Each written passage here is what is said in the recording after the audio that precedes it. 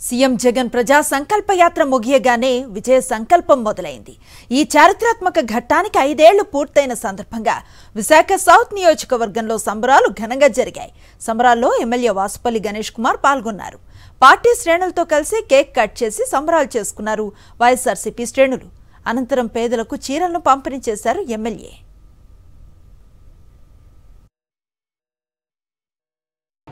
ఈరోజు ఇంత సుపరిపాలన అందించగలుగుతా ఉన్నారంటే ఆ 3648 కిలోమీటర్లు సుదీర్ఘ పాదయాత్రలో అనేక సమస్యలు ఈ రాష్ట్రంలో ఎదురై ఆ ప్రతి సమస్యకి కూడా పరిష్కారం అందించగలిగినటువంటి మహనీయుడిగా ఈరోజు ముందుకు రావడం జరిగిందన్నమాట.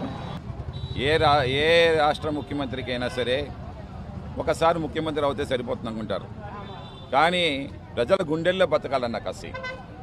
దానికి అనుగుణంగానే ఈరోజు ఏదైతే ఆరోగ్యశ్రీ 25 లక్షలకి చేసిన ఘనత జగన్మోహన్ రెడ్డి గారిది.